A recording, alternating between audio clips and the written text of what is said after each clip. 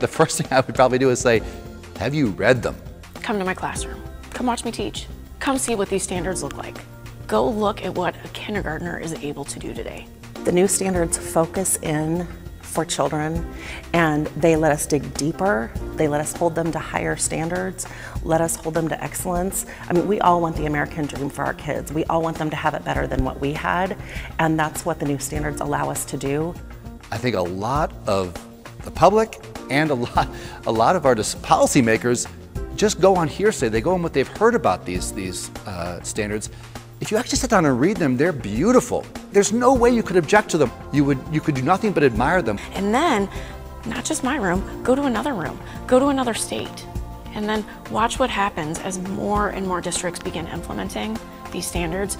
Look what happens. See how consistent this can become. My husband works for the auto industry, and I take a look at that car body, and it comes in different shapes and sizes and colors, but the basic underpinnings are the same, and if those standards aren't in place, I mean, I don't know if I'd want to put my grandchildren in the back seat of a car that didn't have the same standards across the board. Look at how much just amazing work you get out of kids when you focus on teaching them how to think critically. If we are going to expect our students to compete with one another and globally, we have to increase our expectations of them, which also means we have to increase the expectations of ourselves.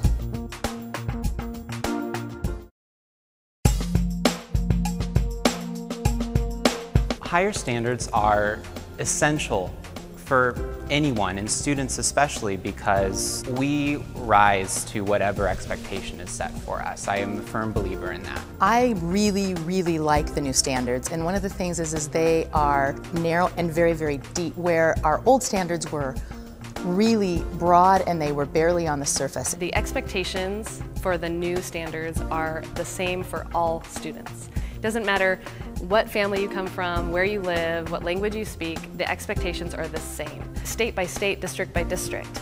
And that's so important because no matter where a student comes from, it doesn't end up determining their future. There's, I feel, a freedom to go in deeper depth with the material with students. There is an opportunity for us to pause, to dissect the problem, dissect the story, critically examine it and put it back together. I was in a classroom, it was a 7th grade math classroom, and I was just really struck by the dialogue that these students had. It was really focused on getting students to talk about mathematics, explain their reasoning, and make sense of the mathematics. Facts are important, but it's really what the students do with those facts, but also for students to be able to develop questions that are based in evidence. I feel like now with the new standards, I'm giving students the resources, the tools, so that they can continue this work outside of this class year. It's preparing them for a lifetime of discovery and examination that's going to prepare them for college and whatever career they choose.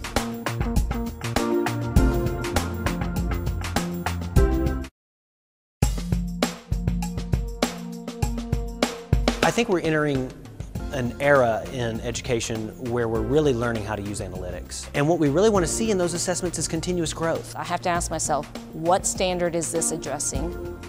What level of questioning is it? And is it really going to reflect what the students know? So did the kids get it? To what level did they get it? What do I need to do to sort of not necessarily reinvent my teaching, but refocus my teaching to make sure that my students are learning and understanding and achieving these higher standards? It's made me think back and question, why am I doing this? How is this going to be effective for the kids? How is this addressing the standards that I'm supposed to teach?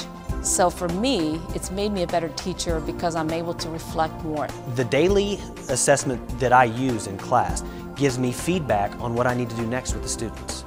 I know what standards I need to cover. Those are my anchors. Now, if you're looking at summative assessments, those are checkpoints. Those are assessments that make sure we are not letting anyone fall through the cracks.